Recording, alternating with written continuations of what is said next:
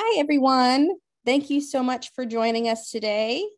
I'm just going to wait about a minute or so to let folks kind of filter in, but we wanted to get started here relatively quickly because we have quite a bit of information to go over. We're so excited that you guys are joining us today, giving us your Thursday afternoon. I know everybody's very, very busy. It's a very busy time of year. So thank you guys so much. Okay, so it looks like a lot of you are already in. That's fantastic. I'll go ahead and get started. My name is Britt Cloudsdale. I am the Adopt US Kids Family Support Program Manager, and I am so pleased to have you guys here today to go on a journey with us with Nathan Ross and Barb Clark. We're on a webinar today called Stabilizing Placements Through Relationships, Supporting Resource Parents to Overcome Relationship Barriers. Really, really important topic, really timely topic, I think.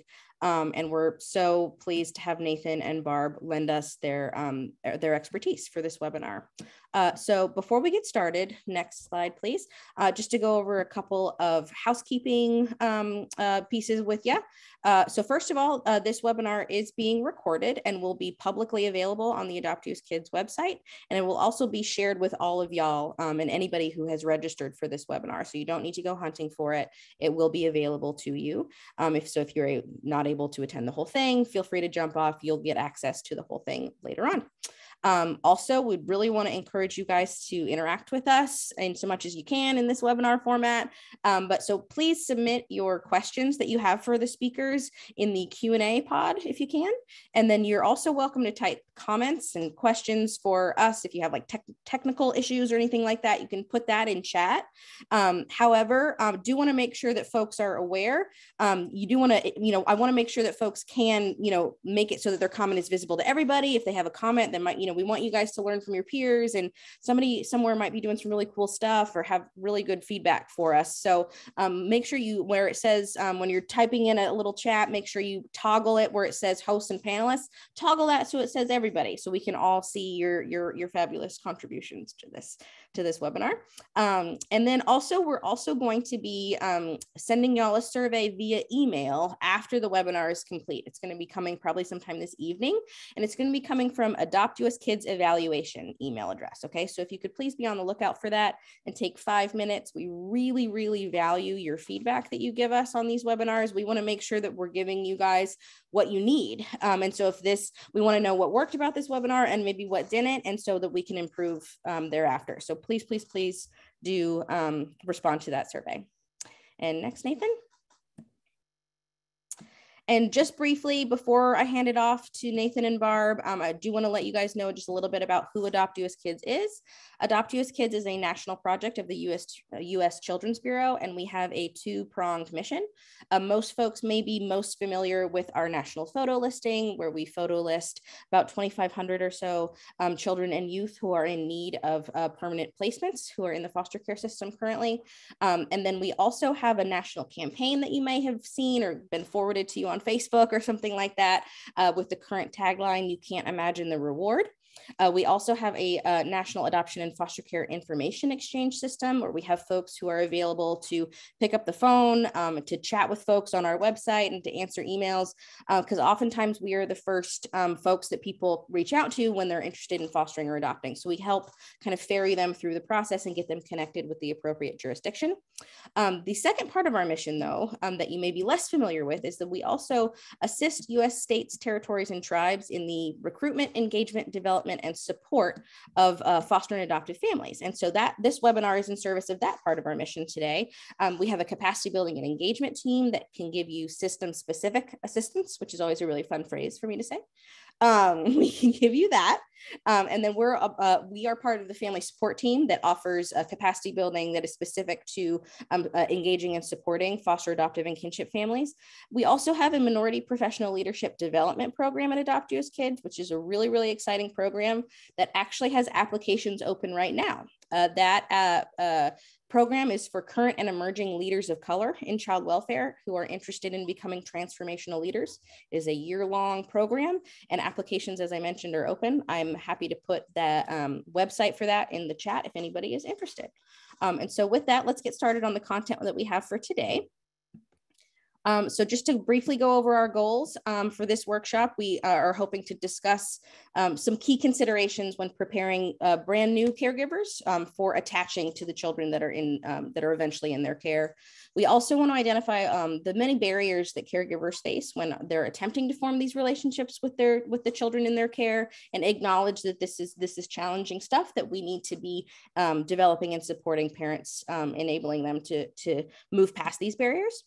We're also going to provide you some examples of how caregiver interactions can affect a child's attachment and ability to form relationships, give you some concrete examples from the field. And primarily, we want to arm you with some concrete strategies, right? Strategies that you can use when you're helping caregivers who struggle with building relationships with their children. Again, I did want to mention that this is a workshop that is specifically designed for child welfare professionals.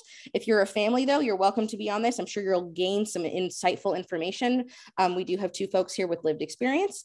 But I did want to make sure that the angle of this, that folks understand that the primary audience for this webinar is for those who are helping support foster, adoptive, and kinship families, for those child welfare professionals. So with that, I will stop talking now and I'll hand it over to Nathan. All right, thanks, Britt.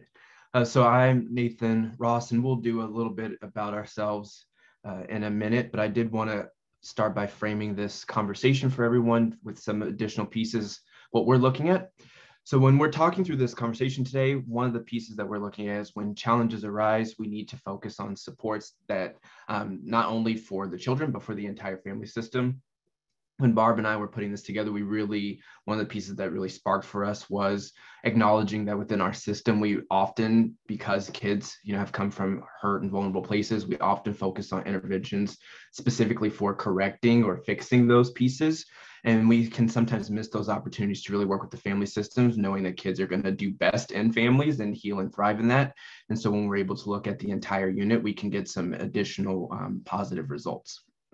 We also want to acknowledge that caregiver behavior can contribute to attachment and bonding. So again, we usually think attachment from the kid's perspective. And so, we'll do like reactive attachment, disrupted attachment, all of those key phrases. But we sometimes forget to focus on the bonding piece, which comes from that parent initiated aspect of being able to connect with their child, to attune with them, and those pieces. Staff need to help caregivers build skills so that they can engage in intentional relationship building with children in their care. And we also want to acknowledge that engaging with caregivers on this topic starts before the placement. And so we realize that as some of you are working in this field now, you're going to hear things today that you think, oh, I wish I had known this before. There are still going to be strategies that you can use with families who are already together, but we really want to encourage that a lot of things can go a lot more smoothly if we are looking at this from a lens of pre-placement and making sure that we're matching that's in a way that's going to best meet the needs of the child and the family. And so with that, I will do a little bit of background about the presenters. And so I'll start. So again, my name is Nathan. I have worked in the child welfare field for a decade now. Yeah, I'm that old. I know I don't look it, but I'm about that old. I started sharing my own personal experiences when I had just gone to college. I was adopted from the foster care system as a teenager. And so a lot of what got me into this field was just having that lived experience of navigating what that looks like, living with my birth mom for the first 10 years of my life before coming into care, and how that impacted, and the trauma that we experienced impacted my own ability to form relationships with my family and then with people, as I got older and into adulthood. And so that really was a driving force for me. I worked with children and youth in a variety of capacities, some mentoring, helped young people craft their own stories and do advocacy to help change the systems. I'm from Kansas City, Missouri, so helping to change our system in Missouri. And then also working with a team of other people with lived experience on helping young adults transition into adulthood, mostly for those who are exiting foster care through the aging out process, but also with those who were adopted or in kinship placements. And I moved from that into therapeutic lens. And so I finished my master's and got my initial clinical license. And so I've been providing some therapy services, mostly for children of color who are in foster care and navigating what that looks like. And so a lot of the experiences that I'll share today and examples will actually come more from the professional lens than some of my personal experiences, but that will be woven in as well. And then Barb. Awesome. And my name is Barb Clark. I work at NACAC, the North American Council on Adoptable Children. I am our training specialist and also a parent support specialist there. I just relocated from Minnesota to the Florida area a few weeks ago. So happy to be with you guys. I am an adoptive parent. I have 4 young adult kids that came to us all through adoption. And so excited to kind of share some of my experiences and stories. And so I'll be just like Nathan, sharing a lot from my professional role, but then weaving in some personal things as well. So we're excited to be with you guys today. Thank you. All right. And so as Britt mentioned, this is a little bit interactive. We know when you come to these trainings, it can sometimes feel like, okay, I want to be taught. I want to sit here and kind of relax. But for our presenters, we know that 2 hours is a long time to talk at people and without giving you an opportunity to engage. And so we want to have some of those opportunities. And this is one of our first ones. So I'm going to read this scenario. And if you read quickly and you want to start responding, that'd be great. But one of the question is, what would you do? And so we are looking for people to talk. Once you read this situation or hear the situation, how would you go about handling this from your lens and your expertise? So this says, Carter is 15 years old and in foster care. When you meet for your scheduled check-in, you ask how things are going. Carter tells you that things are okay, but he doesn't think that his foster dad, Jason, likes him very much. Carter says that he has made attempts to connect with Jason, but his responses seem like he isn't that interested. You know that the foster parents are struggling with Carter's behaviors, which include challenging their authority and encouraging other children in the home to do the same. Jason really wants Carter to be removed from the home, but his wife doesn't feel the same way. So if you are a child welfare professional, supervisor, administrator, how would you handle this situation? If you are a parent on here with us and you might be the parent that's like, oh no, the child should stay, how might you handle this working with your partner and trying to decide what to do next? And while you're doing responses, we'll also talk a little bit as well. Oh, so I see that we need to find a fun activity to do together with just Jason and Carter to promote attachment. I like that. Yep. Very excellent first idea there. Yes. Let's see, what else are we saying? Then we got maybe explain to Jason that Carter could benefit from some one-on-one time that can encourage a relationship and better understanding of each other. I like it. We might not need to do this training after all. Yeah, I mean, okay, we're done. Yeah, people have gotten it. Engage with the child's therapist to work with the child and foster parents to work through some of this. That's great. See, oh, we have a lot. Okay, so I'm not going to read through all of them, else we'll be here forever, but I am loving that we're getting responses. Okay, so I'm going to jump through. This one says social work perspective. I meet with the foster parents to discuss more about what's going on and come up with next steps. I really like the person who put in there that they would first ask Carter if he's comfortable with them sharing that with the foster family, the things that are being shared. So that's an excellent point too. That's great. Okay, so I'm gonna move on, but I see so many of these, and of course, Barb, if you see any that jump out while we're talking, yeah, no, it's good stuff. I just one thought I had as you're reading that, even though we've read it multiple times in the last several weeks, I was thinking about I was doing a training a few weeks ago for a state on the East Coast, and there happened to be a lot of different professionals who worked on the front line in like residential settings with kids who were in care, and very much there was a lot of these kind of comments were coming from them, and they were also trying to figure out, one of the directors was trying to figure out how they could support their staff to like one of the individuals who was living in one of the residential spots, and that was exactly what we were talking about, was they've got to do some relationship connecting stuff. Even in those kind of settings, it's important. Yeah, absolutely. Yeah, I like that. I continue to see, like, trying to find ways to bring them together, encouraging, educating. All of these are great things. And so I'll be a little vulnerable here. This scenario was inspired by a personal experience I had in the field. And so I was working with a client who shared with me this topic, and I didn't handle it the way that I wish that I had. And so when the child talked to me about this, I went and talked to the caseworker, and she was so overwhelmed with all the things that she was experiencing and dealing with. And she had been hearing so much about the behaviors that Carter was experiencing. This is not a real name, so just so that people know, that this child was experiencing, that she, was at her wit's end, and she wanted to make sure that the parents didn't put in notice. And so she's like, I can't go and address them and say, hey, can you get along better? And so then she also, we talked through some of the circumstances, but it was very much from a punitive standpoint from the child. Like, if you didn't do these things, maybe your foster parent that would be more engaged with you and wouldn't feel so hostile. And so it really was a learning moment for me about, oh, I missed an opportunity, because unfortunately the relationship continued to deteriorate, and the kid ended up moving from the home. And it's a home that he had been in several times throughout his placements in foster care and was pretty attached to, even though he had the behaviors. And so I really had to learn for myself to do things a little differently next time. And I wish that I had been able to implement the advice that I'm seeing in the chat, because I think it would have made a big difference. Okay. So why does this topic matter? One of the reasons is because we know that a child-only lens doesn't allow us to address the deeper issues.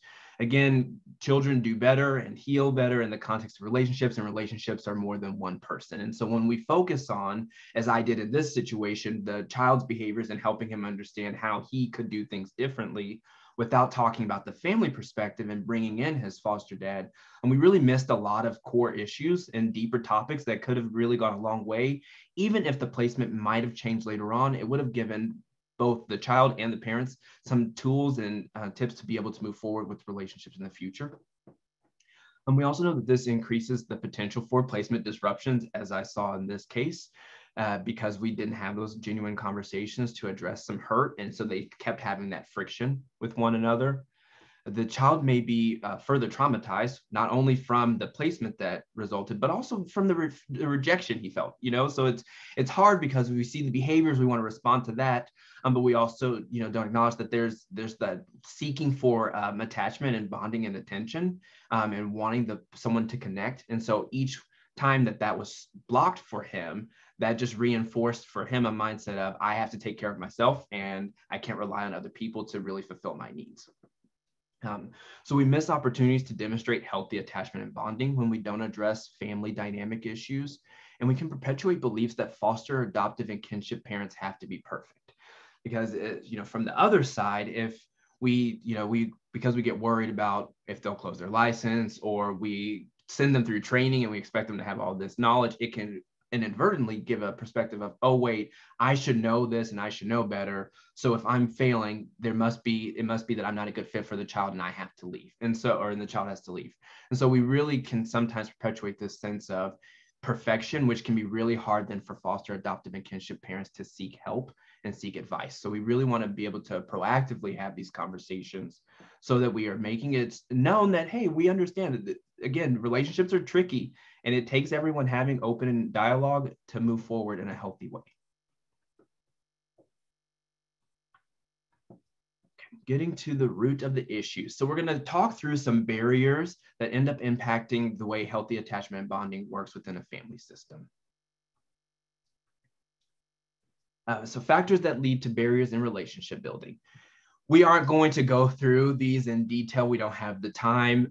You can find trainings on each of these topics. And the reason why we put this in here, though, is because we want to acknowledge that relationships are super important, but we also acknowledge trauma and the need to address it in the ways that trauma can impact relationships. And so we've talked about disrupted attachment and bonding, and really looking at, again, if that gets interrupted from the child perspective, how that can impact them, not only form a relationship with parents, but then how that impacts them into adulthood. We have adverse childhood experiences. Again, for those who might not know it, the really digest version is the more traumatic experiences and variety of traumatic experiences you have as a child increase the impacts that trauma is going to have on you, not only emotionally and mental health wise, but also physiologically, how that can impact your body and the way that you navigate the world. And then we also have neurodiversity, which I'll let Barb talk more about that, more experience. Yeah, neurodiversity. We know that so many of our kids that have experienced trauma, whether it's in utero trauma of, some people might know fetal alcohol spectrum disorders is something that I do a lot of training on. And it's something that we're just seeing really high rates of it within our systems here in child welfare. And so we know that what happens is that has a significant impact on a child's brain throughout their entire life. And so but even if it wasn't in utero trauma that our kids have experienced, we know that out of utero trauma also just has impacts on their brains, and their brains just don't function typically. And so if we have caregivers and families who are not understanding those brain differences and kind of making the adjustments that they need to, that can really lead to a lot of breakdown within the family system and within the relationship building between the caregivers and the kids, no matter what their age is.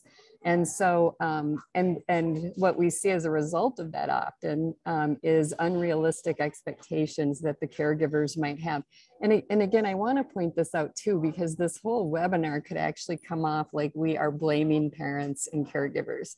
This is not at all about blaming. And I can tell you, it's so funny to be talking about this kind of stuff, because as a parent of kids who came from hard places, I have experienced the being blamed and from various professionals over the years. And that's a common frustration that many of us caregivers have had.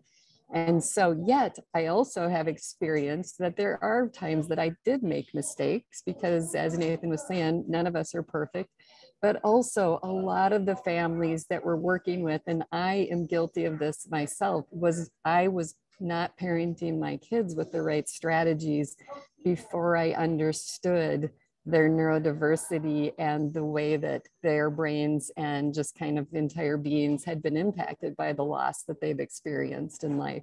And so, I just want to make sure that we know that this isn't a blame game for caregivers, but it is what we need, what we're not doing a good enough job yet in our kind of child welfare systems is preparing the parents for some of these things that they've got to do differently, and to help them to understand that the expectations that they have, and I have to say this all the time to families and professionals, it's not about lowering your expectations, it's changing them based on the individual child or children, right? And so, that's important to talk about expectations with these families, but also helping families to understand too the difference between equal and fair. And I harp on this one all the time when I'm doing training, because, I'll hear from parents or caregivers all the time, well, it's not fair if I don't give this child a consequence, but I gave that child a consequence, or whatever the thing is that they're doing differently. Maybe it's an expectation that's different. And I'm like, it is actually fair, but it's not always equal, right? There's a big difference between that. And so things aren't always equal between all of our kids, because they're different. They have different strengths and different weaknesses. And it's the same for all of us parents and all of us adults in this world, right? So helping them to understand that can really help the families to just kind of make some of those adjustments that they need to make. Hey, Barb, can I pop in here? Because we have Yes. a question. Yes. So I think you're going to address a lot of this later on, but just because this came up as you were talking about that, I think it resonated with a lot of people. But Lisa Cook shared that foster parents are often given her some pushback when you suggest that they alter their behaviors to address a child's behavioral issue. I can understand that. I would probably give the same pushback. Or before I knew as much as I did from Barb, I would have given that same pushback. And it's very much a feeling of feeling like that they want the child fixed and that it's the kid that's messed up and that they're doing everything right. So do you have any recommendations on how to address this in a way that it might be better received as a child welfare professional, giving that to the parents? Yeah, oh, big time. One thing, and we will be talking a little bit about this, is getting them connected with other caregivers who have more experience and have made those adjustments. I say this all the time when I do training. We have had a bazillion professionals in our lives throughout our entire parenting experience, right? Social workers, case workers, psychologists, therapists, doctors and teachers and everything there is. And a lot of them had a lot of advice for us. And I'm going to say that maybe between 10 to 20% of it was somewhat helpful. And a pretty good chunk of it was actually harmful, to be honest. A lot of the advice that we're getting from some different therapists and mental health, the mental health field in particular, was stuff that was actually causing further trauma to our kids and impacting our relationship with them. If you've got somebody, I just had a family today who on one of our Facebook support group pages was putting a comment that, you guys all keep saying that we need to be doing occupational therapy with our kids. And so we just started, and this OT that they're working with is doing this whole sticker chart thing with them and trying to get them to do this whole behavior modification model that generally is ineffective with our kids that have, a lot of neurodiversity. And so that's what's hard. But for me, it was when I started going to support groups and getting connected with other caregivers who were farther along in the journey or who had kind of, through trial and error, learned how to do this differently. That was when that really helped me to start doing things differently. So I would say that's one thing that's really important, is getting them connected with the right support from peers in their areas, but also getting them the right training and giving them some of that right the correct guidance. And I know that in one of our final slides today, we've got the trauma responsive strategy webinar is listed, that Britt's got that listed for you guys, and that's one I did, I think, in September, on the kind of strategies and the kind of approaches that we need to start kind of coaching the families and caregivers to use. So I think that's another tool to use. And Barb, if I could interject here a little, because I see Lisa had also asked about how to make them, encourage them to go to those peer support groups. And I just wanted to share that I think a big component of this, myself as a child well professional with no lived experience, is I think you got to rely really heavily on folks like Barb and Nathan, who have the lived experience that many of us in the field don't have, right? So it's good hearing Barb say, hey, this is what worked for my family. Hearing Nathan say, hey, I messed this part up, and I would like, being vulnerable in those places, it lands better than it does from me. Oh, absolutely. The other thing that you can do, and we're kind of trying to get this a formalized thing, but in the meantime, you can also email me about this. Any of you guys on here today can, maybe setting up a time on Zoom where I do kind of a coaching session with that family, and you as the case manager or whatever your position is as the professional in their life, we can have a brainstorming session with that family. And I tell you what, usually if you sit and do that, because I can sit and say, oh my gosh, it's so frustrating when they keep lying to you, or when they're, telling you to F up, or whatever the thing is. And for a lot of times with some of these caregivers, for them to hear it coming from another caregiver who has actually lived and experienced it, it brings some more, kind of validity to it. So that, those are some options too, and some stuff that we're working on as well. Thank you, Barb. Okay. So some areas to address proactively. Now we acknowledge wholeheartedly that the system is tapped, that everyone is working as best as they can, and that it doesn't always feel like there are enough resources to go around in the best of circumstances. And so what we're about to go through might sound like too idealistic, but we also recognize how important it is for long-term success for both the child and then again families. So we really do stress the need to proactively look at the ways that we're recruiting and matching children with families. For example, I was working with a kid recently who was really, really struggling in his foster home, and they really liked him. They wanted to be able to provide him some stability before he transitioned back to his birth mom, but they did not necessarily have the skills that they wanted to have to best meet his needs. And so they ended up putting in their notice. And so we try to work with it. We try to stabilize. I try to utilize some of the things that I learned over time to really, help stabilize this placement, but it wasn't going to work out. So what we were able to do though is work with the caseworker and think about his next transition. And fortunately, because we were able to proactively think about that, we were able to give time to his current foster placement. They said, okay, well, we'll work with you to get this. And so it didn't have to feel like an immediate, he needs to be out of my home today or by the end of this weekend. And so what we were able to do with the worker is really strategize what are some of the skills that are needed for this child, but also what are the things that he likes to do? What are the personality traits that we have noticed with him? What kind of things tend to set him off? What types of family environments does he need? And so one of the things we found out was that he really struggled being in transracial foster placements.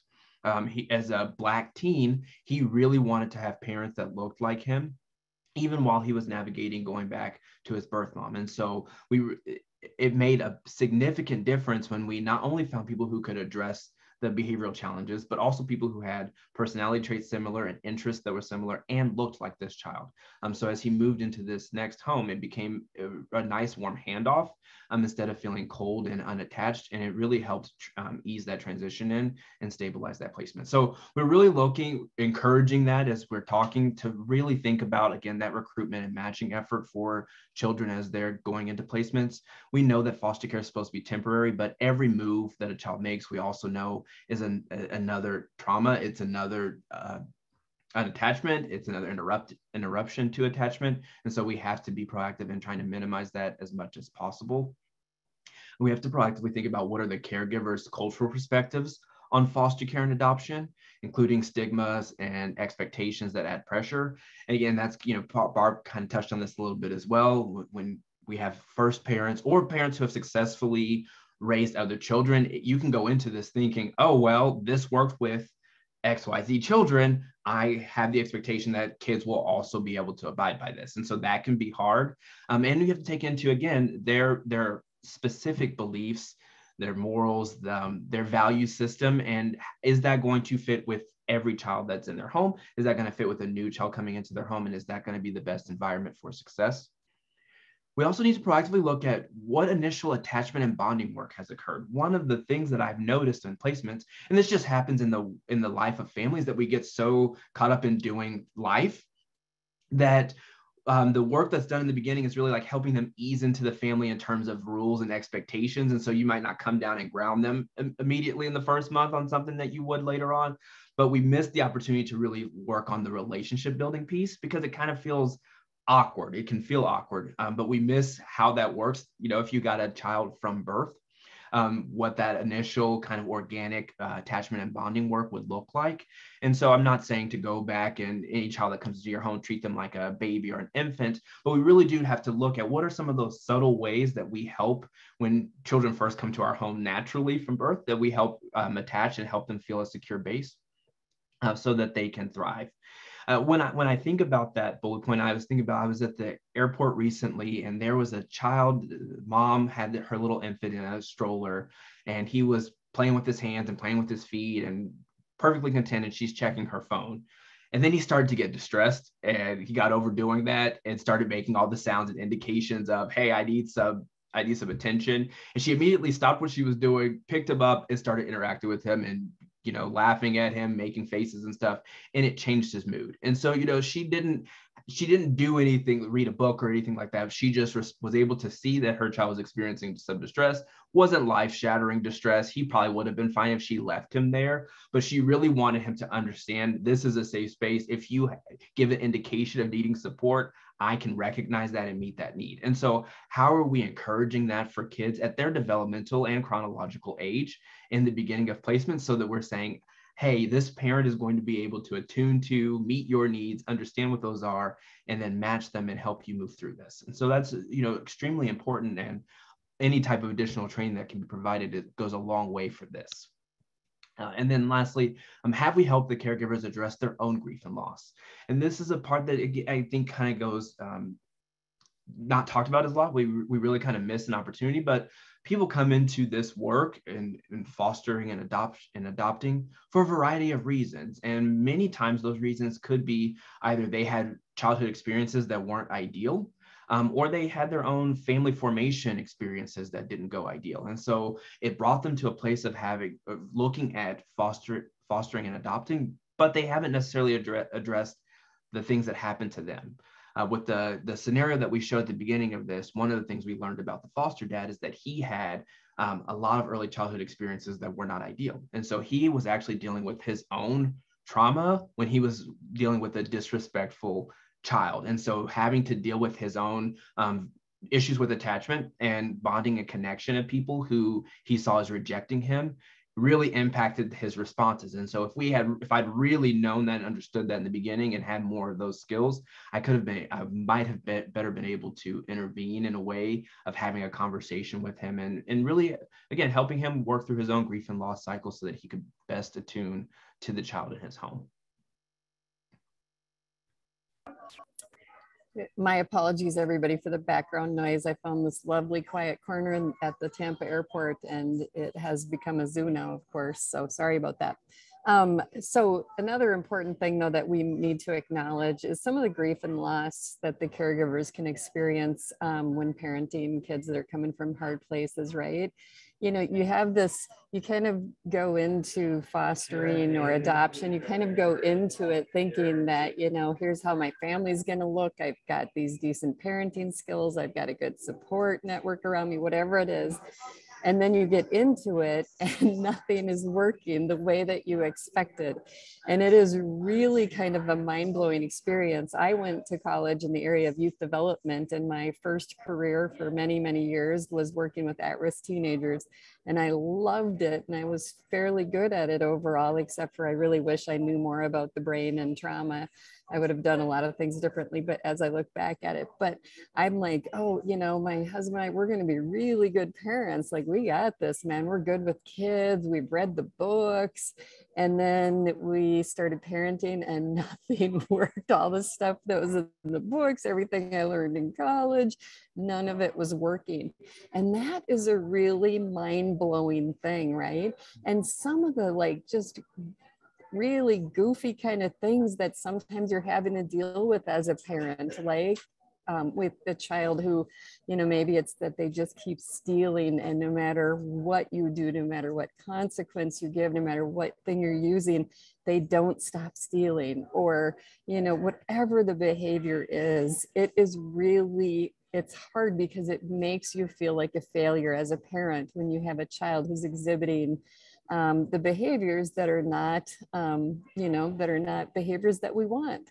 And so, so there's a lot of grief and loss that comes with that. And there's a lot of feelings of failure, of just the expectations you had of yourself and your parenting partner, if you're, you know, if you're not a single parent. And so, and then we're looking at things like, you know, multiple placements and, you know, just all of this stuff. And so it starts to what starts to happen with so many of our families is it starts to make them question who they are as a person, and what they kind of, their whole worldview comes into, you know, like comes into conflict, and it can start to have an impact on your relationship with your significant other, if you're partnering with somebody, or even with your extended family.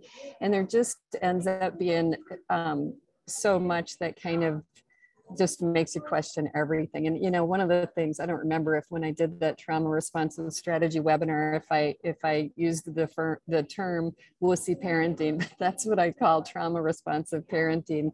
So one of my coworkers thinks that I should write a book titled Wussy Parenting, but probably not a good idea. But it feels trauma responsive, relational, connected parenting, and using those kind of strategies feels really wussy. It looks to the world like you're letting your kid run the show, or your kids run the show, but it's not. And so that's what we try to actually help the caregivers to understand, that I know it looks like that, and it actually kind of feels like that until you really have gotten a hold of how to do it and start to see the benefits of it. You'll start to see that it's actually not wussy parenting. It's just not parenting the way that you were parented, more than likely, or the way that you parented other children that you maybe already have raised. So there's lots of things that, lots of dynamic, kind of complex things that play into it. So right now we're going to have you guys engage a little bit more again here. We want you guys to type into the chat, what challenges do caregivers face in intentional relationship building? What do you think the challenges are for them when we are wanting parents to do some of that intentional relationship building? Being rejected is absolutely one of them. The pushback from the youth, not being trusted. I'm seeing a lot of good stuff lying in there. The defiance, yes. All of those things, time and energy.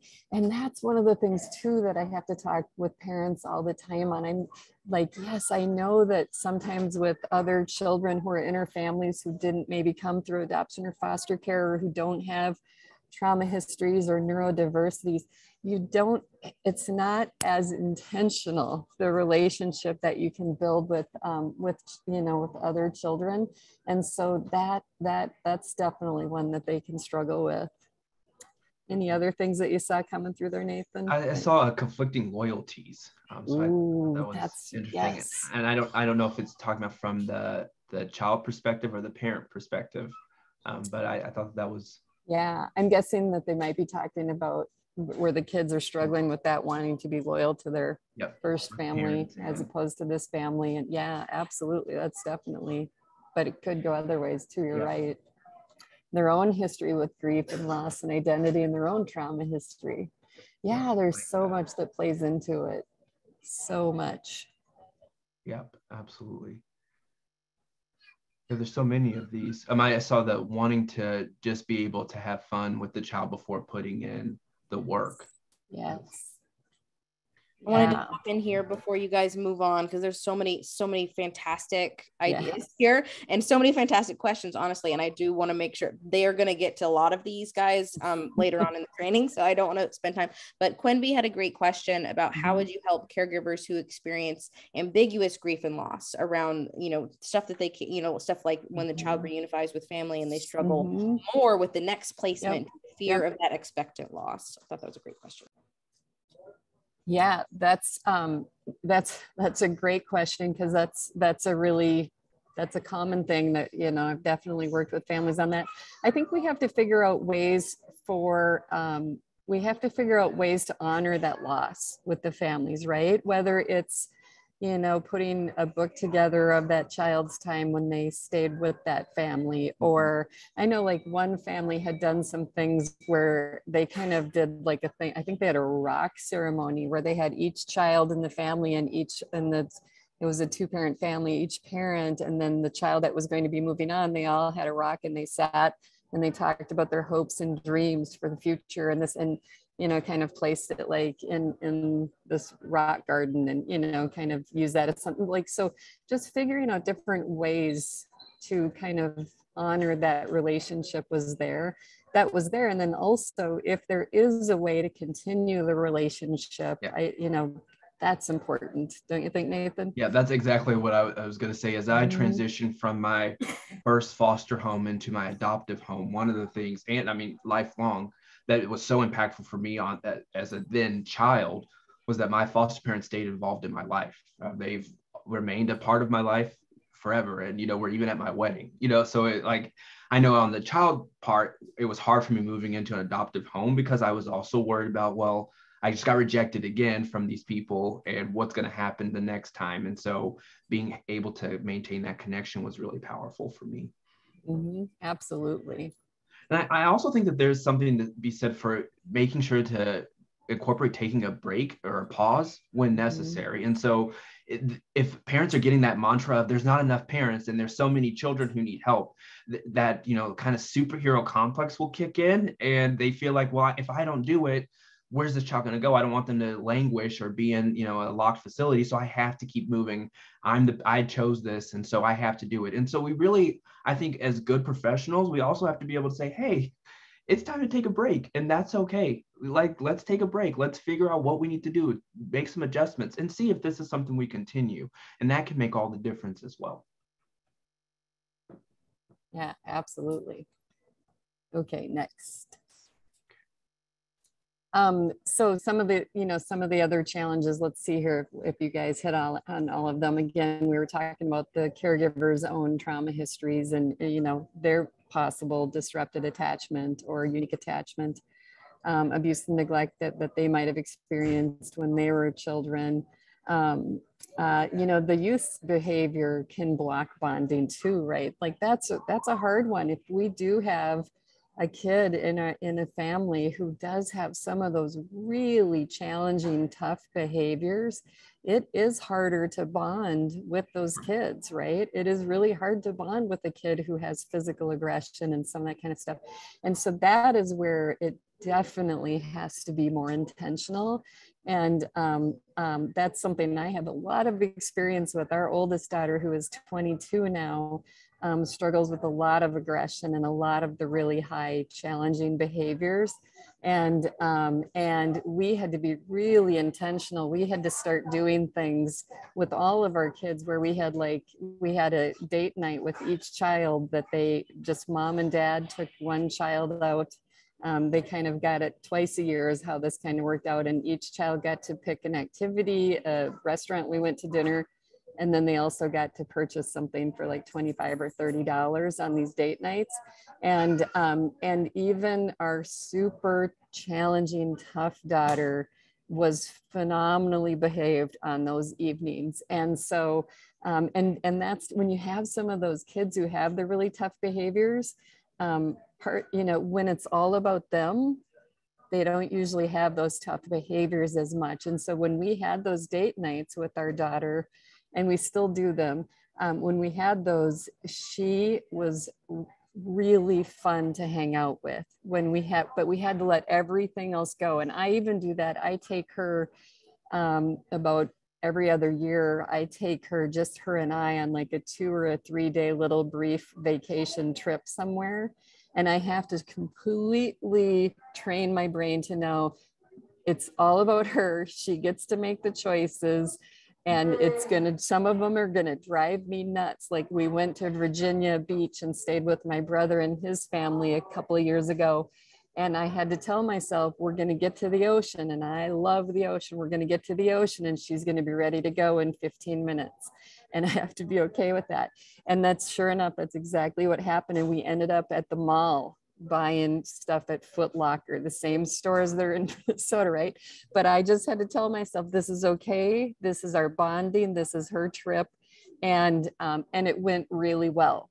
But it's a way you have to completely just shift your head. But it's important to note, though, it is harder, and you have to be way more intentional with kids that have tough behaviors.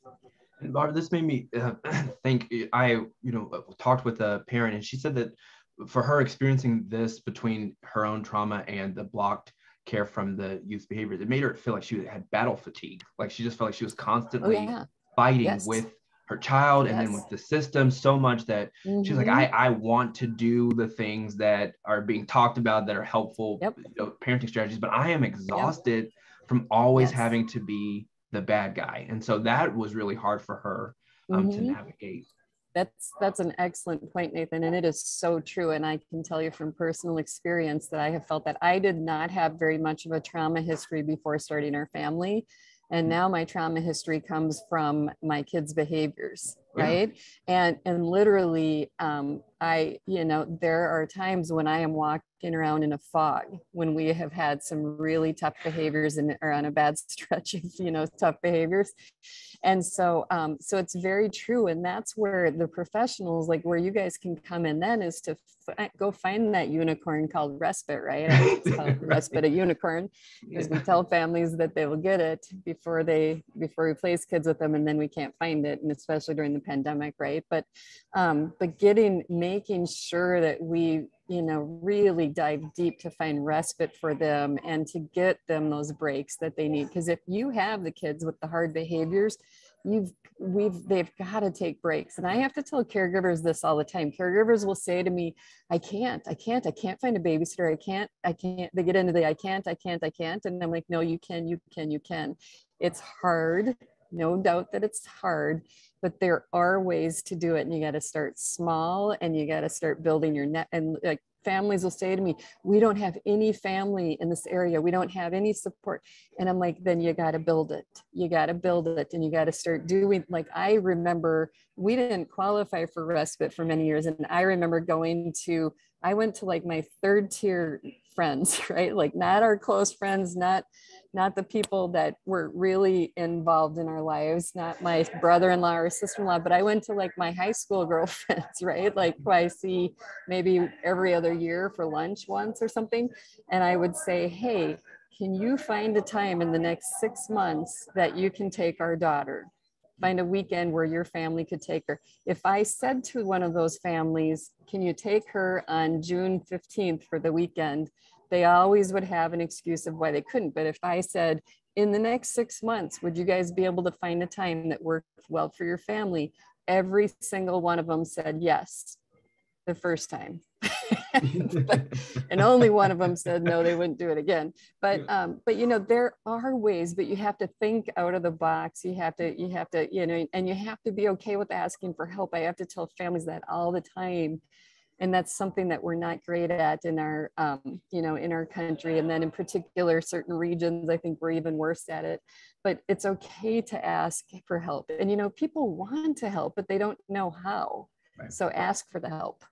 And one of the ways that outside the box, ways that a caseworker talked to me about doing this, she helped connect the parents to the kids' birth family, like extended family. And I know that that's not always, doesn't always seem like an immediately ideal solution, but what she found was that when he would go with an aunt or an uncle or cousins, he could go for a weekend or a week and would be fine because it was with family. He got to see other family members, and it gave the you know, the caregivers some nice rest. And so I was like, oh, that, you know, we think it has to be your own immediate family and your own network, but this is one of the benefits for making it an addition when we're bringing kids in, you know, instead of subtraction and taking away family. So I thought that was a really cool way that she was able to help provide some respite for both the child and the parents. Yeah, that's very cool. And I know somebody asked at NACAC, we provide training all the time for various, you know, states or counties, regions, agencies on, you know, that's for the resource parents, for the foster adoptive parents. So we're always happy to help with some of that stuff. I saw that question in the box. Okay, some of the other challenges faced by our caregivers, poor advice from well-meaning people. As I said, not only did we get some poor advice from professionals that you know, literally was causing more trauma to our kids, but also we were getting a lot of that advice from our extended family, from our friends, from our faith-based, you know, kind of community members. And so that's a hard thing. And the judgment, holy cow, the judgment that we receive too for our daughter's behaviors, for example, like that's hard. And I actually literally just yesterday I was doing a one-on-one with a one-on-two with a husband and wife talking, who have a 9-year-old who's having like significant issues with stealing, and the police are involved, and she's 9, right? And so, you know, we were talking through that, and I was telling them, I'm like, one thing you guys have to figure out how to do is to let go of what people think about you and the judgment that you feel about this. And I said, I know it's hard, but you can do it, and that will help you too, because some of your reactions are because of your defensiveness over the judgment that you're feeling. So that's big.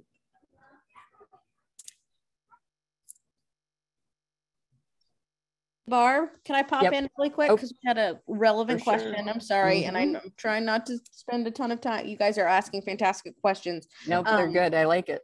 I know.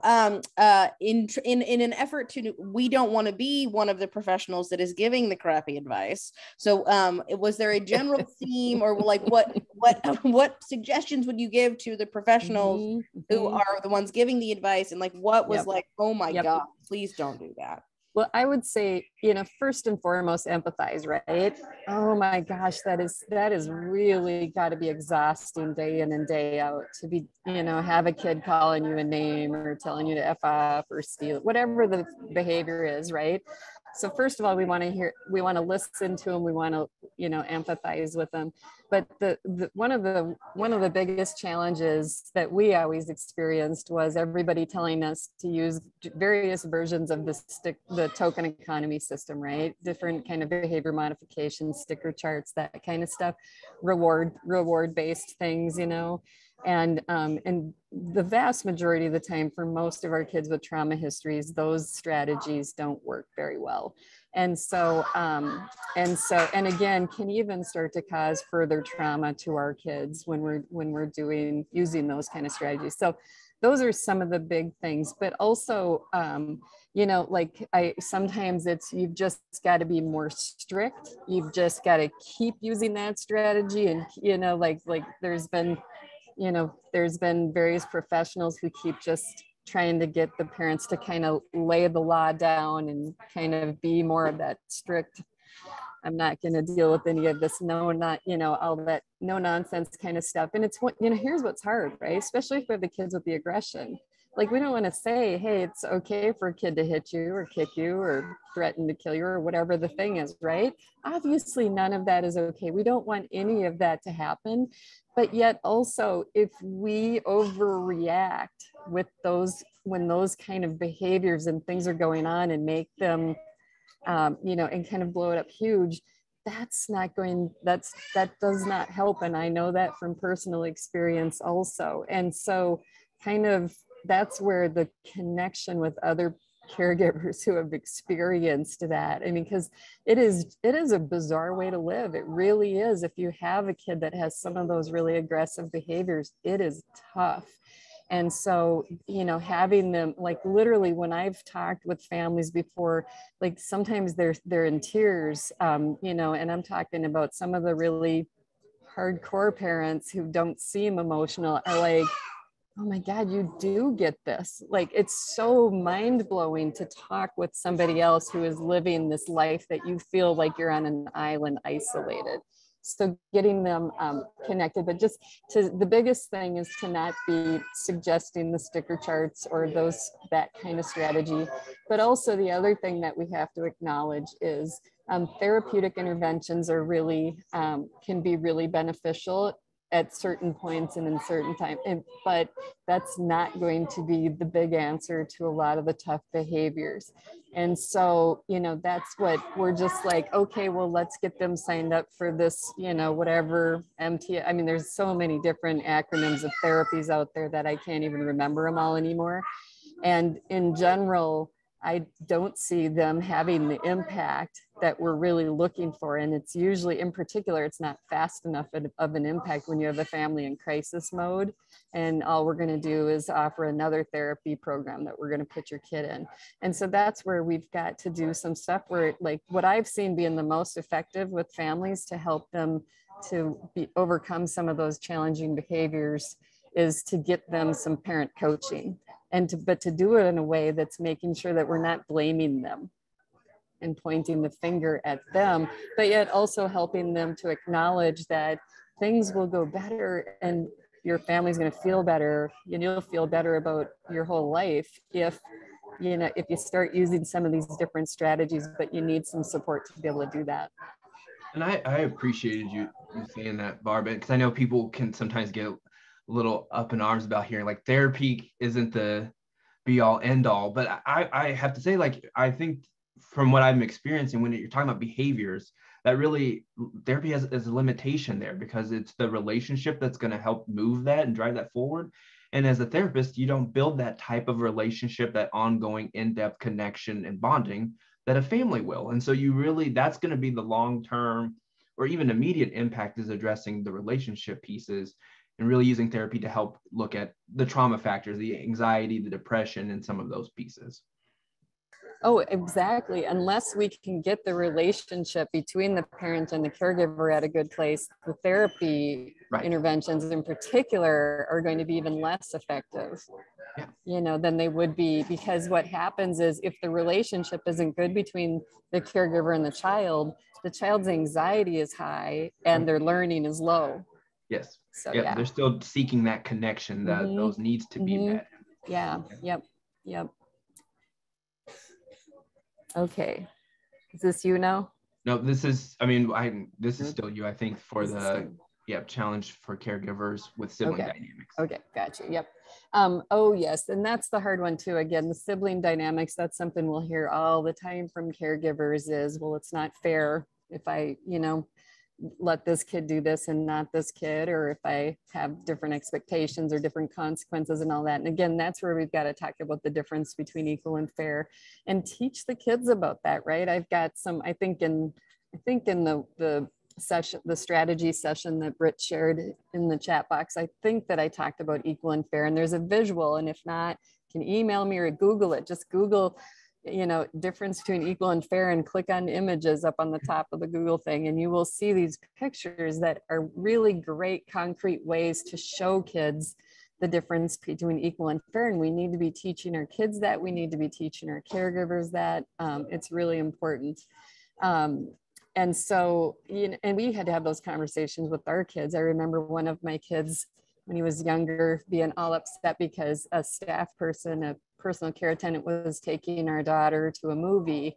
And he was like, oh, that's not fair. And I was like, dude, it is fair. It's not equal. But then we sat and talked about, but does she get invited to birthday parties or sleepovers? And the answer is no. And he does, and he and I, he's 19 now. And we were just talking about that a few weeks ago even. So just, helping caregivers, to be able to teach their kids about that and to have that mindset themselves as well.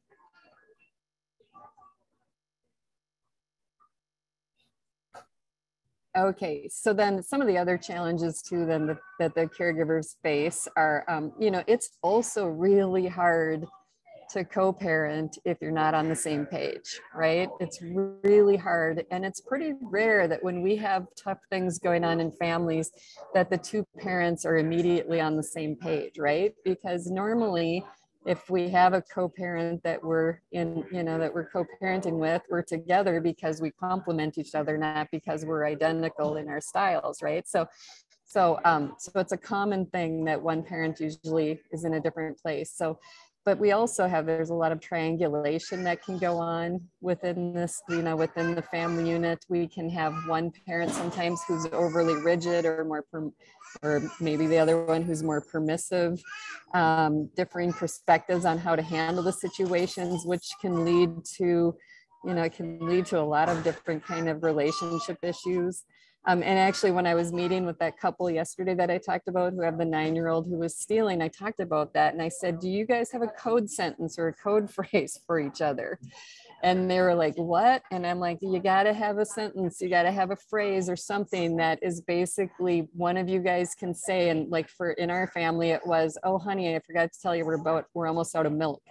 And that meant if one of us said that to each other, that meant you should be quiet now and leave the room because you're getting sucked down the rabbit hole and into a power struggle, right? Because what had happened prior to that phrase was we would irritate each other because we would tell each other to stop. We'd be like, hey, stop, go, or something. And then that's embarrassing in front of the kid. You feel like you just lost, some kind of, you just lost, you lost. And so we had a code phrase, and they were like, oh, I like that. And the husband was like, oh man, we're gonna have a lot of milk. Like, it doesn't mean you go buy milk, it's just the phrase. But anyways, and so just they've got to figure out ways to help them kind of partner on stuff. Consistency of expectations and the follow through of that can be a different thing too. And that's even with like families that are parenting neurotypical kids without trauma histories, those are challenges, right? The impact of divorce too, or separation on the parent-child relationships. I mean, that's another huge thing that we see sometimes with families too. So there's a lot of different challenges that these caregivers are facing. Okay, is this my last one or is it? Yeah, so then like this one, and I can lead into it if you want. So we'll do another quick chat. I hope you all loving the chats. You seem to be, because you're responding. So I guess our evaluation will say, but another chat for everyone. What challenges do caseworkers face in helping caregivers prioritize relationships with young people?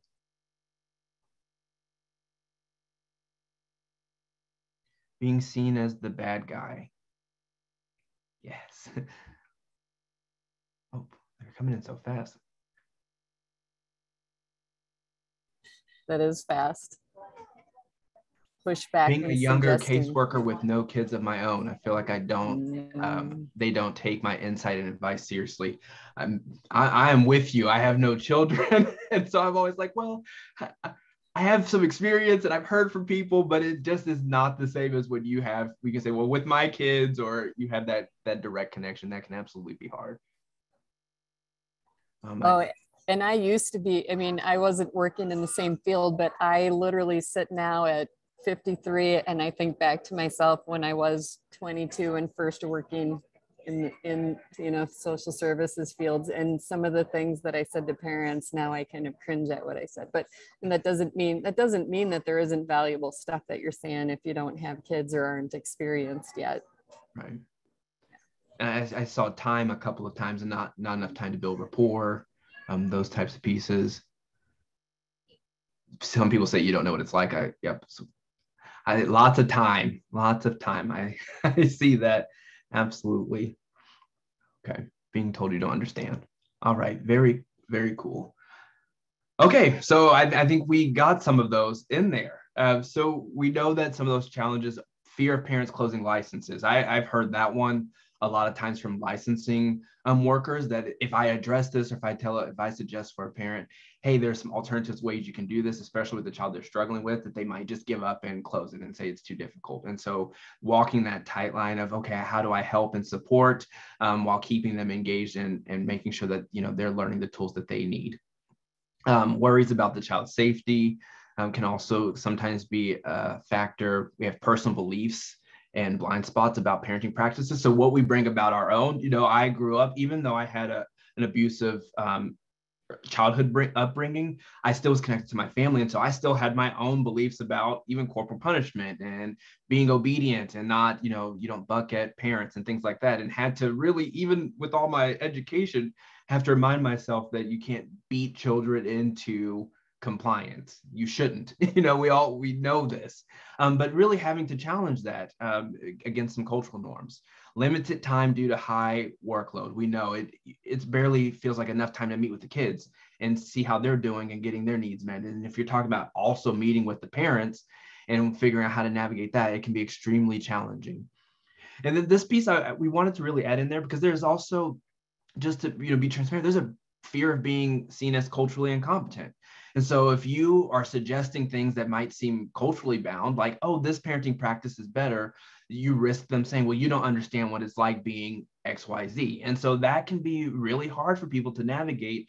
How do I help and provide what I believe is wisdom or helpful without crossing that line and saying, oh, I don't understand? And so that's when we get back to that empathetic understanding and really connecting with them and learning and trying to learn what their value system is before we are providing solutions and alternatives.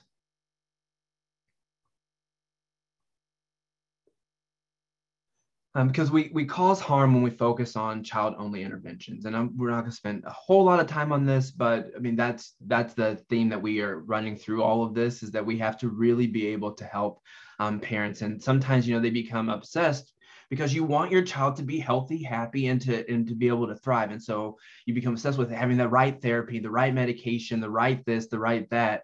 And so it can really seem like our focus becomes about outside interventions, and we really need to help bring it back to family dynamics and systems with those outside interventions. So we're not saying get rid of them, but we also have to make sure that we're going back to basics when we get really involved in this, so that we're helping to ensure child well-being.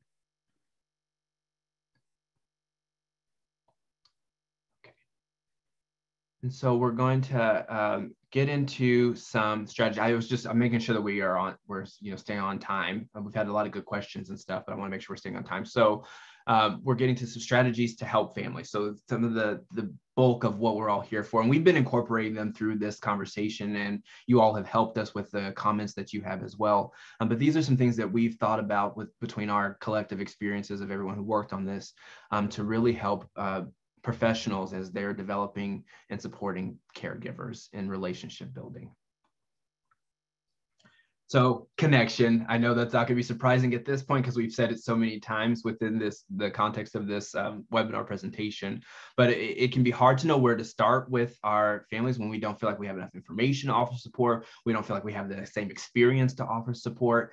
You can't go wrong with starting with connection first. When I was working with one of my families from a therapeutic lens, when I sat there and listened to the mom talk about the feelings of battle fatigue and her frustrations and just validated the parts that I could, she was like, it's nice to have someone that finally sits here and doesn't try to fix me, blame me, shame me into doing something different. You know, we had to get to the parts of how can we do different things, but just sitting there and connecting and listening to her story and really actually trying to understand it made a big difference in being able to have any future conversations about some alternatives that could potentially be helpful.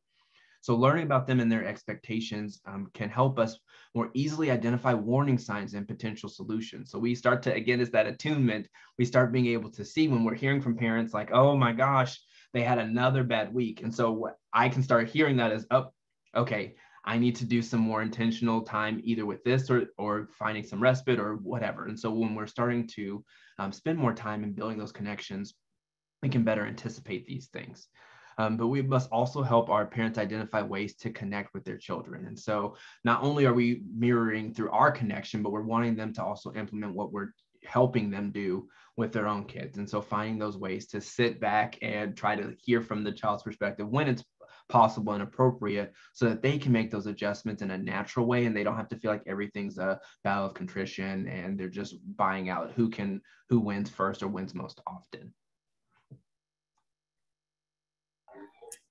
Yeah, and the trauma responsive training for our families and for the caregivers is so incredibly crucial. Again, there is, if you haven't watched the one that we did in September on that, I would highly recommend watching that.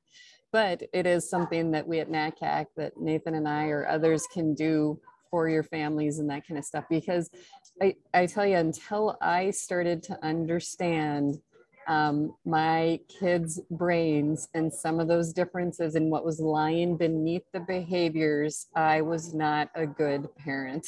I was not parenting them the way that we should have.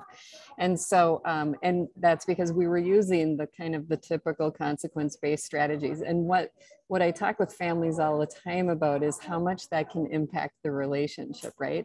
It's really hard to attach and bond to somebody who is constantly upset with you and constantly taking things from you. And when I talk with families about that, I always talk about these kids have already lost so much. And probably definitely have had a lot of things taken from them, not to mention just connections and relationships that they had, but a lot of them have also lost items, you know, things that were precious to them, whether it was, you know, clothing or toys or things like that. But definitely the relationships are way bigger that they lost. And so for us to be using relationship-based things too, like that's the thing I'm always telling parents. I'm like, you never, ever use anything that was something that you were going to be doing with your child, you know, together as a consequence. And so we've just got to be really digging hard and helping these families get the right training to understand how to use these different parenting strategies. And then we've got to help them navigate these difficult conversations, right? This is where, like we were saying earlier, you've got to listen to the caregivers' perspectives and validate where it's appropriate. But then we've got to be able to challenge them really appropriately and respectfully when there are things that, you know, that they're doing that aren't what they should be doing. And that's a hard one, absolutely, but it's possible. And I myself have done that many times, even with families. Do you notice that is there a common theme across what some of the challenges are that they're talking about with the behaviors or things going on with the kids? And then, you know, kind of asking, are there intentional connections made with the child outside of the conflict, right? Like, so even, you know, after a conflict is over, how intentional are we being on making some of those connections, right? And like, I mean, there's things, I use distractions as a connecting thing with my daughter, right? Like there's certain things, Like sometimes if she's going to start to escalate in the car and I'll start yelling out the window at people to hurry up and move out of the way when we're sitting in traffic. And now I use that as a connecting thing. We sit and we roll the windows down and we start yelling at the other cars at the top of our lungs. And then we start laughing hysterically. And it's a connecting relational thing.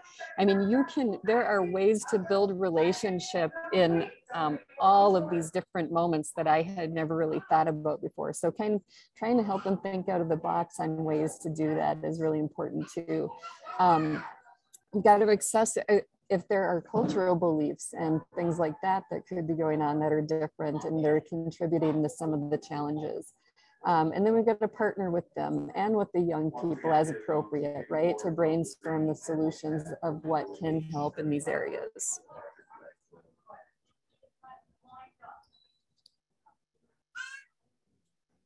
This one's mine too, right? Still, okay. Partnering to brainstorm solutions. So help the caregivers identify the accountability partners too, right? Like, and that's again, even, you know, if they are parenting with somebody else, if they have a phrase, a thing like that, that can hold them accountable or where they can ask those questions, but it doesn't have to be, you know, a parenting partner. It can be somebody else. It can be other caregivers that they've connected with in support groups. Name the expectations that are not being met too. It's okay to name some of those things, right? Like we had to grieve and deal with some of the things that the expectations that we had over even just family meal time. You know, I used to be obsessed with the Waltons and Little House on the Prairie. Some of you guys are probably too young to know those shows. But like the meal time, and you know, and even if you read the parenting books, and if you know, if you look at all that stuff, they always talk about how important it is to have family meals together. Well, we realized after a whole bunch of disastrous family meals for years that we needed to do it differently in our family. And we started to have our one really challenging kid eat her meal in the family room in front of the TV. Is that how I expected my family to look and function? Not even close, right? And so that was an expectation that I had that, you know, that I had to kind of deal with and move through. And when we changed it, we started to realize, okay, our family's functioning way better. So it's okay. It's okay that we're not doing what the books tell us to do. Listening to the parents too, and providing some of that honest feedback, right? I had a dad once who was sitting and telling me this whole story of this intervention, this consequence he did with his son when his son was swearing. And actually, I'm just going to say this really quick. He was telling me how his son kept swearing all the time. And so they went across the street to a park and he made his son run up and down a hill a whole bunch of times. And this was in the city of Minneapolis where I just moved from, and a Minneapolis police officer, and this was this was probably 4 or 5 years ago, pulled over and said, "Hey, what are you guys doing?" And the dad told him, and the officer was patting the dad's back saying, "Good for you, good job, Dad." And he said, "What do you think of that?" And I said, "I don't like it." And he said, "I didn't think you would." As he had been sitting and listening to me kind of try to do some coaching on how to change their approaches. And I said, "Well, here's the thing is, did he stop swearing?" And I said, has he never sworn again since you did that a few weeks ago? And he said, "No, he still swears." And I said, "Okay, so if your goal was to teach him not to swear, it didn't work. And so it wasn't a successful strategy. Now, if your goal was for him to get some sensory kind of, output going and to get his, that kind of stuff, that's okay. But what I want you to do, what relational connected parenting would be, is when you go over there with him, you and him run up and down that hill together and make it a fun bonding thing. It's not a punitive consequence. It's a dad-son fun thing that you're going to go do." And he's like, "Okay, I think I get what you're saying." And honestly, a couple of years later, he and his wife sent me an email asking how they could help their family and friends be more trauma responsive. So it took a long time for them to move and to adjust. But I didn't blame or shame him, but I just kind of, I challenged a little bit of what he was saying and doing. And there are ways to do that. And then brainstorm together ways to engage in connecting before correcting. So just kind of helping them figure that kind of stuff out. But the biggest thing that I always try to point out is you've been using these strategies of the consequences, if that's what they've been using, and has it worked, right? Has it worked? And I always say my favorite quote, if you've told a child 1,000 times and they still haven't learned, it's not the child who's the slow learner. Let's use a different strategy. And then again, I've already harped on this a couple of times, but I cannot stress enough the importance of trying to get them to go to support.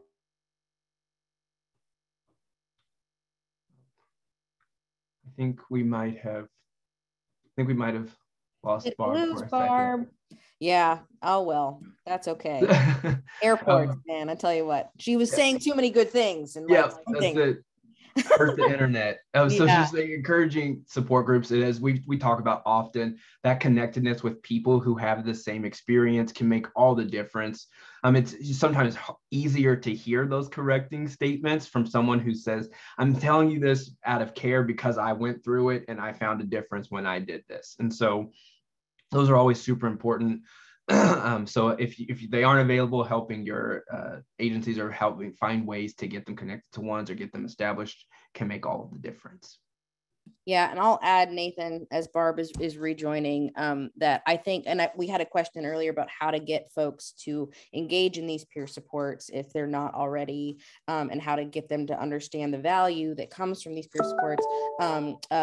Nathan and I actually did a workshop recently on how do you incorporate those with lived experience into your support programs, because I think that might be the missing ingredient in a lot of folks' peer support programs, right? That it might be led by still an agency rep that doesn't have lived experience. It doesn't mean I don't have lived experience either. It doesn't mean that it doesn't mean that we throw the baby out with the bathwater, right? It doesn't mean that my experience doesn't have value, but it is something to consider as you're looking at how your programs are designed and how you're engaging folks. Is like, are the folks that you are hoping to serve, are they the people that are informing this this design of your program? Are they the one? Are they not coming because it's not necessarily exactly what they need or exactly when they need it? I think those are worthwhile things to kind of like look inward toward, like, how are we engaging folks? How is this working? Are we having this issue across the board of like nobody's coming, or is this specific to a specific family or what have you? It might be worthwhile to look into that. Absolutely. Barb's back. Right. Okay, and so this next piece is helping caregivers plan ahead. And so we have to assist them in developing cues, as Barb was talking about, that indicate that a break is needed, so that in any given situation, and giving suggestions to parenting partners, like having a code word. And so all of these things that we've talked about, but it's really just knowing, okay, so if these situations have caused distress in your family and end up hurting or impeding that relationship process, how do we anticipate those, and what are some action plans we can put in place for when that happens? Now, all of this is to say, as we've talked about through our own experiences, working with other people, life happens. This is not going to be perfect 100% of the time. And so we also have to make sure we're communicating that to parents, is that we're not looking for every single time I did my cue, I didn't fly off the handle, I did the best relationship connecting moment possible. While that's ideal, it's not human. We have to, again, recognize that we don't want foster adoptive kinship parents to feel like they have to be perfect. But we do want them to get into a habit of recognizing, okay, I'm going to try this. I'm going to try to always lead from this lens. If I miss it, what can I do to go back and do some repair if possible? And so those can be really important in that plan as well. So part of planning ahead is, how do we plan for those corrections when we veer off course? And then plan a connection day. I love this idea. I saw some examples in the chat. Barb talked about it.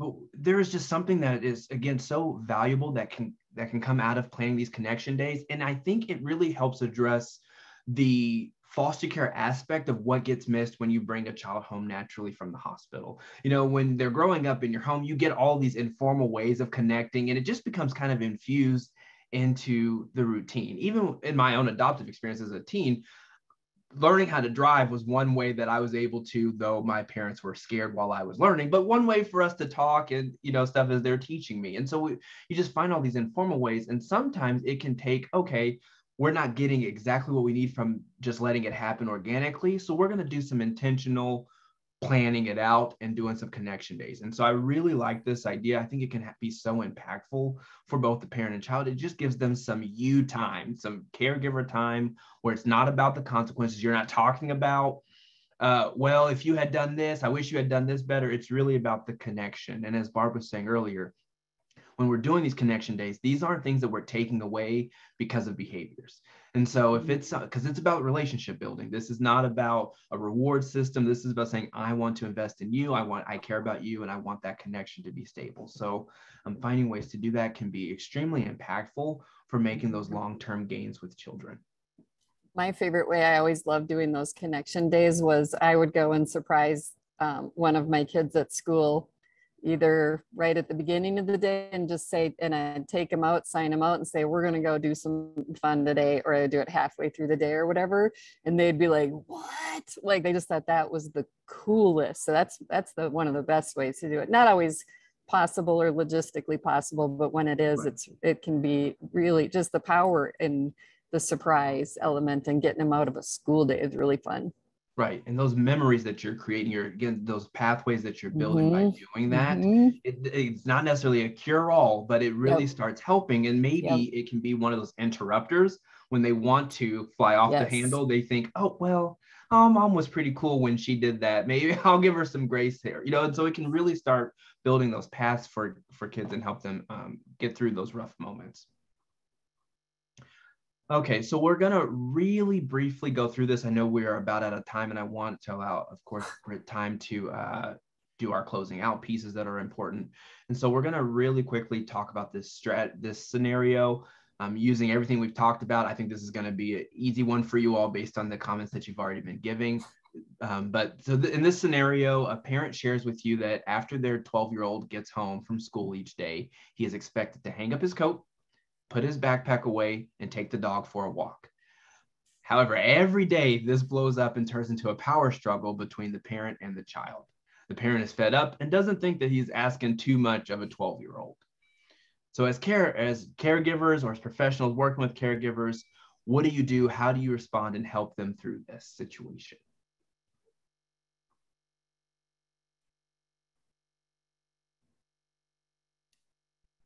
One of the first kind of questions that I usually say to a parent in a situation kind of like this is, first of all, developmentally, is he 12? Like, that's one of the first things that I try to ask parents, because so many of our kids developmentally are not at their chronological age. And and it is super easy to forget that. And I train on this. And sometimes I'm still irritated with my 22-year-old daughter who's not doing things like a 22-year-old would do. And then like my husband or my friend or whoever will remind me, yeah, but she's like 10. And I'm like, shut up. Like, like, okay, you're right. Yes, thank you. But it's really hard to always be remembering that. And so that's one of the first questions I usually will ask. I like that. I saw Elizabeth here said, is he hungry when he gets home? I really love that. That reminded when I first came into foster care, routine was so hard for me because we didn't have that kind of structure when I was in my birth home. And so my foster parents' expectation was you do your homework and then you do whatever chores you need and then you can go play. And we struggled. I struggled a lot. And so what they started doing was when we came home, it was snack time. It was immediately, you can have a healthy snack. Here are your options. And they actually said, here's a few minutes to play, get yourself settled. But no, homework is coming. Homework is coming at 4:30 or whatever time it was. And so we knew that this routine was happening. And it wasn't that we just sat down right at homework time and started doing it. We still grumbled a little bit, but it made a significant difference from going right home and not getting any downtime and going right into homework. So I really liked seeing that as totally. I have to tell caregivers all the time too, don't ask them how their day was. That's one of the things we love to say, how was your day, honey? And if you have a kid that works, that's great. But most of the time that doesn't work and they don't have anything to say and they don't want, and then we get mad, then we get upset because we're thinking we're trying to bond with them by asking about their day. But again, it'll work with some kids, but the vast majority of our kids don't want to talk about that, in particular, not right when they just got home. Yep. Absolutely. Mm-hmm. I also saw in here, is it too many tasks? Do they understand what you're asking them? And I think that that's really important as well. When I'm asked questions, like even on a panel, if someone asks a 2-part question, I'm like, oh, wait, hold on now. Can you break that up for me? And so sometimes it really can be hard to keep all of that. And you still have all the stimulation from getting home and what your school day was like. And so it can lead to frustrations instead of breaking it down. I would also ask, did they ride the school bus home? And then I would say to the parent or caregiver, do you remember what riding the school bus is like? Do you remember those school buses? And it's probably and it is more chaotic now than it was when many of us were on school buses. And so, I'll sit and try to talk about the sensory overload that they often are walking in the house, dealing with. Right. Yeah. So that's good. Thank you all so much for the responses. Unfortunately, luckily we were able to get some questions throughout, but we don't have a whole lot of time for additional Q&A, but I will turn it over to Britt to see, because I know we also need to what I had put in the chat that Nathan didn't have an opportunity to see is we're having a great conversation. I want to make sure that folks have their questions answered, and a lot of folks are staying on. For those that can't, you're going to get the recording, but I'm going to not worry. I think I'm going to value the discussion ahead of timeliness, which is a modeling of good behavior, right? As I was just learning. Connected and relational, very good. Thank you so much. So yeah, a lot of fantastic questions. And I don't even know where to start, except for, Quenby had another great question about what are some ways or tools that you use with caregivers to help them not dwell on the challenging behaviors, to help them not dwell on the bad and hyperfixate on the bad, right? Because when we're talking about these rather explosive, extra challenge, we're not talking about, bucking authority. We can sometimes be talking about violence, right? So how do you help them not dwell on this bad thing that happened or the bad thing that continues to happen?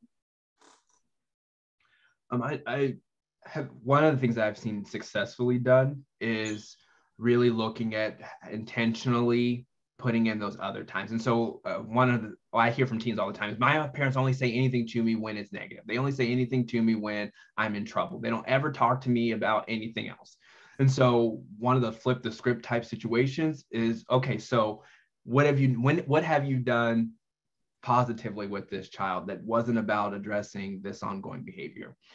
With that, one of the things that my adoptive parents did that was helpful, and this really takes to your community resources for workers that are on this, was getting people who could intervene throughout those behavior and challenging times so that it wasn't always their job to do it. They wanted to be able to build that relationship, but because they felt so overwhelmed by it, it became all they were doing. And so it was like, okay, I want to go and take them out and do these fun things, but I have all these other responsibilities, all these things to do. And so being able to pair those two together, I think if we're going to offer solutions, one of them also needs to be additional support when they're dealing with extremely challenging behaviors on a regular basis. Yeah. Yep. Oh, totally. The support is so important. And also, I always use the Q-tip model, quit taking it personally. And it's hard not to take it personally when they're not exhibiting those challenging behaviors outside of your home, which is a really common thing with our kids when they're only attacking you and they're not attacking the teachers or other people. And you're like sitting there and you're like wanting them to attack other people. I mean, that's a weird thing to feel. I'm like, why isn't she raging at school? They think I'm doing everything wrong. And so we have to be able to explain to them the dynamics of why they rage at home more than they do outside of the home. And I don't have time to get into all of that, but there are dynamics and there are not legitimate isn't the right word, but there are plausible reasons why that is. So yeah. And Barb, we had one question around clarifying something that you had said around incentives not being effective. And I know that causes a lot of people to go like, huh, what? Definitely does that for me. So could you say a little bit more about when incentives are not effective and for which kids you're talking about? Yes. Well, so, if they tried it and it didn't work, don't use it with those kids. Right. And you know, but definitely if we know it's a kid who's diagnosed with a fetal alcohol spectrum disorder, or if there's any inkling of a suspicion that they were exposed prenatally to alcohol, it likely is not going to work. But honest to goodness, a lot of those kind of incentive-based programs or things like that don't work very effectively with these kids. Or if they do, it's for 1 or 2 weeks. Right. And then it loses its power. And so, you know, so yeah, I mean, and for some of the kids, it does work. And if Right. it works, that's great. I remember you talking, I think it was in the last webinar you did, about how it relies really heavily on that delayed gratification and the cause and effect. Yep, you've got to have that. Yep, you've got to have strong executive functioning skills. And most of these kids, you know, if there are some behavioral challenges, we should have neuropsych reports done so that we can see what's going on in their brains, what things work really well, what things don't. And if you see that in their executive functioning skills is where they're struggling, a lot of those cause and effect and those kind of higher level things, you know, don't work. And if they, you know, if they're the kids that want something here and now and in this very moment, sticker charts are not going to work. No. And the other part that was helpful for me to learn was that the phrase is locus of control. And so it was something that was really new to me, but it's, you know, for a lot of people, kids who have suffered from trauma or who have some extensive behaviors, their perception is that everything happens to them. And because, of course, they're in care, things have happened to them. And so when they have this thought that it's not me, I have no control, those reward systems also are less effective because they think that everything is done to them by other people. And so really what you're having to do, not only in relationship building, but you teach them that there are things that they can control before you can even get into helping them understand reward, consequence, cause, effect. That is such a great perspective on that. Oh my God. And you know, to part of Skip's question too about the strength-based model. Strength-based models is what I'm all about. Like, so strength-based models to me doesn't mean incentive or consequence kind of models.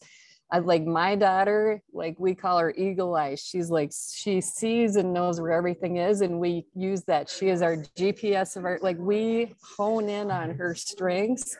And we do that with all of our kids. And we do that with ourselves even. So the strength-based stuff is brilliant. And that's what, I have to say this sometimes to families. I'm like, what is your kid really good at? Because they're just listing all the negative things. Mm-hmm. And I'm like, what are they really good at though? What are they, you know, and even if it's video gaming, right? And the parents don't see that as a strength. I'm like, there's a lot of strengths in being a good video gamer. Right. Let's talk about that. Like we totally have to look at the strengths. So I like that idea. And that goes back to what you were saying earlier about, you know, engaging in what your kids are already participating in, even if it's not the thing that you think. Like a lot of us grew up with that any sort of screen time is not helpful, you know, like that is bad, right? But a lot of kids are doing really interactive things, and like think about Animal Crossing and like games like that, where you can engage with them in that environment in a way that it feels weird maybe to us that didn't grow up with that, or, you know, that's about putting away our own experiences and expectations and changing our paradigm. Next question, and I'm hoping that this isn't too, but I think it's a good question, so I'm going to ask it. Wondering if either of you could speak to whether using respite care can be triggering for children and youth who have been in multiple placements and have trauma surrounding that, and how do we handle when a caregiver needs respite? That's a very real need, but also it can be traumatizing for children. So yeah, I hated respite. I will tell you, it was always scary to me. I didn't know who I was going to get. I didn't know what their expectations were, what was going to happen between the time I went there and got back to my foster parents. And I was already struggling just adapting to foster parents. They were new people, you know, and I again experienced a lot of abuse. And so I was already on edge with them, and learning their routine was hard. And so these one-offs, a weekend at a time with strangers, was really difficult. Now, that doesn't mean that don't use respite, but one of the things that I really like, and I've heard people say it, is if possible, being able to give parents that ability to go have a break. And so the environment for the kid stays the same, and you're bringing in people that you're introducing over time, and not just, hey, you're going to respite on Friday and that's it. It makes a significant difference. It doesn't necessarily eliminate anxiety, but it can really reduce it. And that's, again, another reason why, if you can incorporate known people like family members, extended family, it can also make a difference. I was just yesterday talking with a kid who was so anxious about going to respite. He was so scared, and he never does well. And they actually worked to be able to let him go with his birth mom. And he was there the whole week and thrived, and so the dynamics, of course, for his situation were unique, but it was a completely different experience than what he had anticipated, and one that made it so much better for him. And then transitioning back into his foster placement went a lot more smoothly. And so I'm always, like, cautious of it, because I absolutely understand the need, but I just always remember how scary it was for me going through it. Yep. No, that's why I was wary of asking that question, because I think it is a very important point that it causes trauma. And it is also, we don't want to give the impression that, no, don't use that's not what we're saying here at all. But, and we've just got to do it in a smart way, either doing it in the home, and it can't just be we're dropping you off at these random people's house. Like, we've got to do, so it has to be intentional. And there has to be a relationship building between the respite provider and the child too. And I think that's where you get that proactive piece that we talked about earlier, as well as, so as a caseworker, if you're noticing those warning signs that parents are stressed out, you can start introducing respite before they're at the point of, this kid needs to go to respite or they need to leave, and so when we start having these conversations much earlier, then we can make more intentional plans and introduce the respite providers before we get, so it's not just you're going the next day. Right. We have another question about these overworked and underpaid caseworkers, and how to, like, when they know that they cannot, engage with the family in the way that they should. Like, some of these are systemic issues. These are, right? Like, this isn't an individual worker failing. This is a systemic problem, right? Of, like, I have too many cases, and if I have a crisis over here, I'm not going to attend to this, less serious but still important situation over here. So wondering if you guys have advice on how you, maybe specifically Barb, of how you would have liked to receive that information of, like, I want to prioritize this, but I can't right now, or how you would suggest handling that. Yeah, I do think it's okay to tell the families. Like, it is helpful for us to know some of those dynamics, because I literally will sometimes sit and I've told families that in Minnesota, where I was doing a lot of the family support, I'd be like, do you know that, like, here's what the caseload is for, like, somebody who's a developmental disability case manager as opposed to a children's mental health case manager.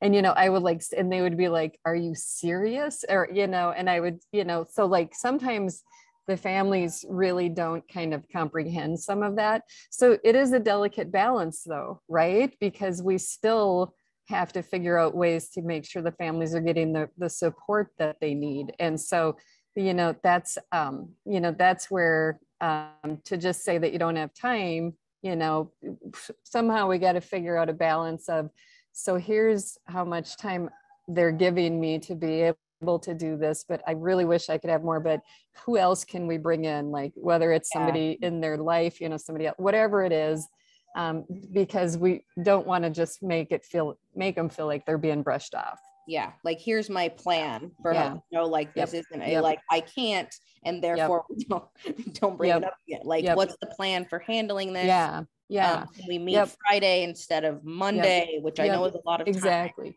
And honestly, in your community, like, one of the most effective tools and kind of partners for you is a strong post-adoption support program.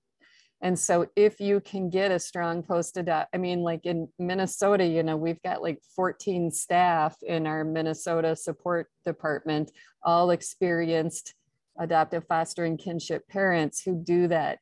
And it literally takes the load off of some of the caseworkers in the different counties and agencies and that kind of stuff, because they can come to us in some of those times, like, we can't certain things we can't do, like we can't get them respite, but we can actually give them the name of a respite provider that then you as their worker can help figure out the funding for. So strong post-adoption support networks and programs in your area is going to make your job so much easier. And that's a perfect segue into talking about, and I know I am quite confident that I didn't get to everybody's questions, because I am quite confident that I missed like 11,000 of them, because y'all were so engaged and so on top of it. So I just appreciate this audience so much and for hanging in past time. But I do want to move us forward here, Nathan, if you could. Because as Barb is talking about strong post-adoption support programs, I did want to make sure that folks are aware that Adopt U.S. Kids can help you build capacity in that area. If that is an area that you're interested in bolstering up, we've had a lot more folks, which is great, be interested in specifically targeting their support services that they offer post-permanency, because a lot of times we're focused on the front end and not so much on the back end. We need just as much support on the back end. So please do reach out either to me or to an email that I will show on the contact page here in just a moment. But this is a really robust discussion that we're having, and we're gonna actually continue this discussion. I'm gonna put in the chat, if I can figure out how to do 11,000 different things at one time, the link to register for a peer meeting that we're having on June 23rd. We're gonna take this conversation, take this recording of this webinar, and continue this conversation. If you are interested in talking about more directly, Nathan is going to be on that peer meeting. To remind you, Nathan, you're going to be. I didn't know. Yeah, I know. But to kind of really, because this is, this only goes so far when you can type into chat. So we're going to do more, live, response with Q&A and that type of thing of like, what is your agency already doing to prioritize intentional relationship building, kind of doing some peer learning with that, of like learning, what's happening in this jurisdiction, maybe we could apply it over here, what's working well and what do you need help with, and really really prioritizing those small steps that maybe feel tiny are actually really big. So let's talk about what small steps that each of us can take in the roles that we have to improve placement stability and intentional relationship building at your agency, right? From whatever role you have, from leadership to case manager, anybody can do these, do small steps to improve it, right? It doesn't necessarily need to be a whole new program or a whole new training component or whatever. Let's use what we have. So that's going to be on June 23rd. It's at 3 Eastern time. I am now going to somehow, some way get the link for this, because I have too many windows open. It's really the answer to this question, but I'm going to put the link in the chat here in just a minute. And would you move me on to the next slide, please, Nathan? So I'm getting that in the chat. This is where you guys can see I can't walk and chew gum at the same time. Okay, that's the link to register for that peer meeting on June 23rd. Okay, this is a bunch of resources that are available on Adopt U.S. Kids. This is just a smattering, but I wanted to make sure folks were aware of them. We talked a lot about this, helping resource parents and caregivers embrace trauma responsive parenting. That is a webinar that Barb did back last September for Adopt U.S. Kids. The full recording is available at professionals.adoptuskids.org. We also have trauma responsive practice for child welfare professionals, of kind of helping us reframe our lens on what trauma responsive practice truly looks like, and not so that it's not just buzzwords. I also wanted folks to know we have a whole smattering of resources for parent group leadership, or parent group leaders. So if you have support groups, if your agency does support groups, we have several discussion guides. We have learning content for you, tip sheets, that type of thing. And the main one that's connected to this content is on understanding the impact of trauma on children's behavior. So this could be something that you use right out of the box at your support group, of like trying to help parents start that understanding of reframing, can't versus won't, and all of these things. And it's scenario based, right? So you're going to be walking through different scenarios and helping them have that discussion. I've mentioned this in the chat as well, addressing grief and loss in your support of adoptive, foster, and kinship families is a great thing to look at. And this trauma practice model is a program profile on Larimer County, Colorado, on how they really took a trauma responsive lens to their practice. So it might be worthwhile to take a look at that. Next slide, Nathan. Okay. And so this is me. This is my contact info. If you're interested in any of the capacity building stuff that we talked about, please, you can either reach out to me or to consultation@adoptuskids.org. I want to close us out here in kind of the main thread that I was hearing through all of this was like the importance of building empathy for all players in this scenario, right? So that we're all here to serve youth that are in need of our assistance, right? And so it can be really easy as a child, I was a case manager. And it can be really easy to get really frustrated with the, foster parents who are like, just move them, or that, like it can be really easy to get really frustrated. But it's important that I think that we are kind of constantly working toward building empathy for all of the different players in this. And that's what I hope was a main takeaway from this conversation was, hey, yeah, but here are some of the reasons that caseworkers might be reacting that way. How can we change our approach so that what we're saying gets a little bit more, gets in the ears a little bit better. So with that, y'all, 172 of you hung out well past time. And I'm just so proud of you guys. You guys did so great. I'm so pleased. I know I'm being completely weird right now, but I feel like this was a fantastic conversation. Thank you for hanging out. Yes. Please be on the lookout for an email from Adopt US Kids evaluation and let us know how we did. Thank you guys. Yep. Thanks everyone for being here. Bye everyone. Thanks.